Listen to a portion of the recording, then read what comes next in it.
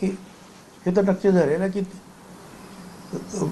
एक तर संध्याकाळचा हे वेळ आहे, प्रधानमंत्री येत आहेत, इतर राज्याचे मुख्यमंत्री वगैरे येत आहेत, त्यामुळे वेळेचं बंधन आहे, थोडंसं हेही मान्य करायला पाहिजे. पण त्याचबरोबर मुख्य कारण जे असं आहे की अजून कुणाचे किती मंत्री आणि खाते याच्यावर चर्चा सुरू आहे. एकदा काही मंत्र्यांनी शपथविधी घेतली, झाली त्यांची, आणि नंतर मग त्यांना हवा असलेला आकडा जर मिळत नसेल, मंत्रिमंडळामध्ये स्थान मिळत नसेल, किंवा ते काय म्हणतात खातं मिळत नसेल, तर मग नंतर मग जे आहे तक्रारी सुरू होतील. त्याऐवजी जे आहे एकत्र आता आजचा कार्यक्रम झाला, नंतर उद्या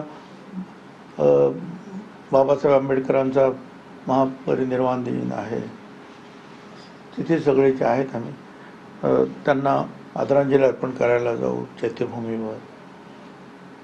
आणि मग त्याच्यानंतर तुम्हाला कल्पना आहे की 2 दिवस सर्व आमदारांचा शपथविधी होऊन रीतसर जे आहे विधानसभेचं गठन होईल. शपथविधी झाल्यानंतर राज्यपालांचं नंतर भाषण होईल.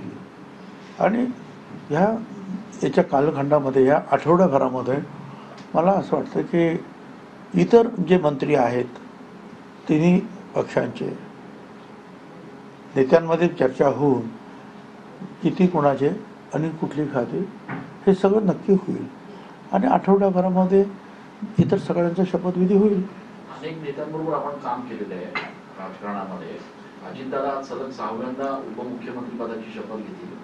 कसा कमांड आहे त्यांचा या संपूर्ण खात्यांवर किंवा कशा प्रशासनावर, तुमचा त्यांच्याबद्दलचा कसा अभ्यास?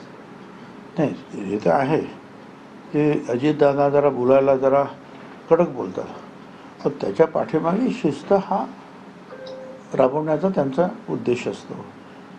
आणि त्यामुळे मला वाटतं 10 अंदाजपत्रकं, बजेट्स त्यांनी सादर केलेली आहे. त्यामुळे राज्याची आर्थिक परिस्थिती किती आहे ती डामाडोल जास्त होता कामा नये.